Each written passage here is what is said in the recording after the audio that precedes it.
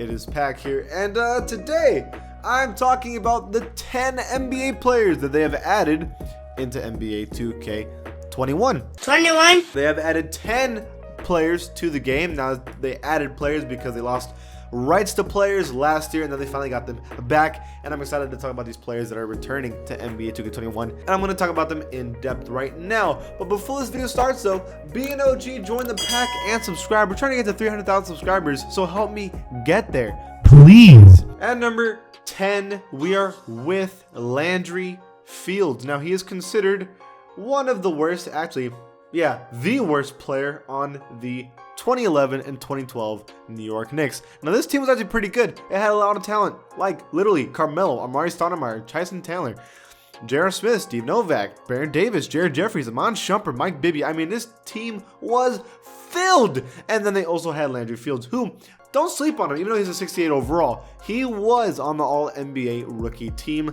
this season he was drafted. He only played 5 seasons in the NBA, but he was playing solid for the Knicks when he played for them, and he's included onto this list because he was added into the game. At number 9 on the list, I'm going all the way to the New Jersey Nets from 2001-2002 when this team made the NBA Finals, and Jason Collins is a player they added. He may be a center, but he was a lot shorter than that, believe it or not. Jason Collins was a center on this team, and not only that, he is the first NBA player ever to come out as gay. So that's something you probably didn't know, and you're welcome. I just acknowledged you.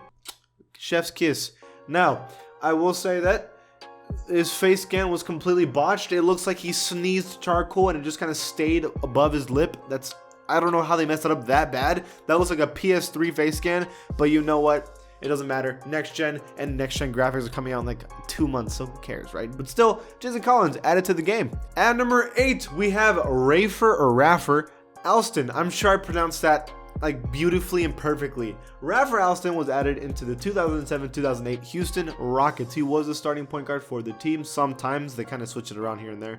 And he was one of the better players, averaging 13 points per game on the team. He is a 79 overall. And I mean, that's a pretty good player to have on this team, especially because he can hit threes and have a good finishing game on the inside and good playmaking, because this team is already amazing with Tracy McGrady and Yao Ming. Having Rafer on the team just makes it even better to use a play now online. Like, this is one of the best teams to use in 2K historically, just in my opinion.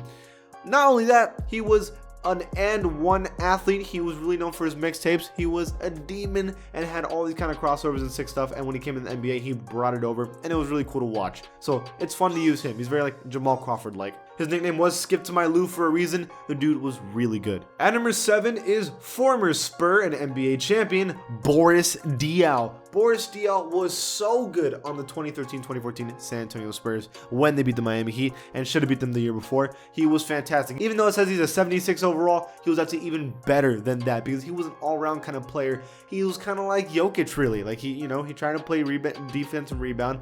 He was a stretch four. He could shoot. He had middies. He would play make. He was very solid for this team. I loved watching him, and I'm so happy they added him to make this team really complete. Also, he was able to clear the vertical machine first try in flip-flops. Amari Stoudemire was the only other player on this, like the Suns at the time, that was able to pull that off. So that's crazy. At number 6 on the list, we have Luis Scola, Argentinian legend, who was an amazing player for the Houston Rockets. 76 overall, a sniper, could hit shots, could play defense, really was an all-around player. Very, very good. He was not only on this Rockets team, which by the way really completes this team, he was also on the 2013-2014 Pacers, which also completes this team as well, adding another weapon to this team, making him the starting power forward, which is awesome. So not only was he on the Rockets, but he's also on the Indiana Pacers. So 2 teams he was added on because he was that good. He was so important that he was added on to 2 teams. At number 5, it is Captain Kirk Hinrich, 82 overall, who just made it into the all-time Chicago Bulls team, tied with Steve Kerr on the final roster spot for this team. Both are point guards, but Kirk Hinrich was a very good player. There were times when Derrick Rose was hurt and Kirk Hinrich always stepped up. And I mean, we already know about that, but even though his numbers don't really show it, in his final years with the Chicago Bulls, 16 points a game, 15, 12. I mean, for Chicago, he was always solid, and he always did his part. I mean, 6 assists a game. He was fantastic for the Bulls. I'm just gonna be honest with you. He was great. So I'm so glad that they added him. This all-time team is really complete now with Kirk Hinrich, really. At number 4 on the list, it is Lamar Odom. That is a terrible joke. I shouldn't have made that. But Lamar Odom is on the all-time Clippers team where he belongs. He was a very good team.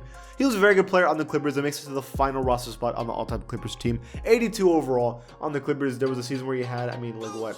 Yeah, like 17, 16. Yeah, he had some good seasons with the Clippers, and he played for them for a long time.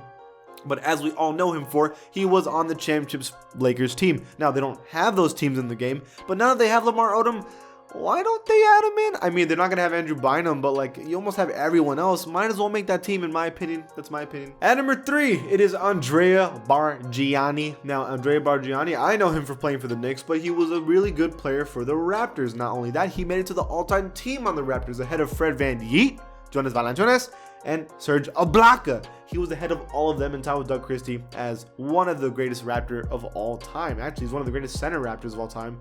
I think the only person that's ahead of him is Antonio Davis, and that's really it. And even then, you could kind of argue that Andrea Bargnani deserves that higher because he was just really good for this team. I mean, if you look at the stats, dude had a 21.4 point per game season with 5 rebounds. He was very solid on the Raptors, and he deserves to be on this team for sure. At number 2 on the list, it is my boy, Manu Ginobili. It is so nice to have you back, sweet prince. You are back into the game. At number 2, 87 overall, the 3rd best player on this ridiculously good team that won the championship. I mean, Manu Ginobili won 4 NBA championships with the Spurs for a reason and won multiple Six-Mans of the Year. He was just so good. He basically invented the Euro step. He was a crazy scorer, an elite defender, and one of the best competitors of all time. I loved watching him play, and now his beautiful locks are in the game. He's also on the 2014 team where they won the championship, but now he is straight up bald. Like straight up bald. So, but he is on the team, and you consider him a slasher, so I'm happy with that. But finally, at number 1, listen guys, I love talking about this dude so much that I had to add him twice onto this list. Manu Ginobili, because now he's also added onto the all-time Spurs team. So not only is he added to the historical teams, but he's also on the all-time teams. I know it's like, what you do to us? Listen, Manu, I love Manu so much, I'm going to talk about him twice. He's my favorite NBA player of all time. He deserves it, okay? 5th all-time, actually 6th all-time on the Spurs. But if I'm going to be honest with you, I don't think he should have been behind Kawhi, but that's my opinion. But whatever, besides that, he is on the team, and that makes me extremely happy. That is all the new players added into NBA 2K21. What do you guys think? Who's left out? Leave it in the comments below. And if you like this channel, give it a sub. And I'll see you guys next time.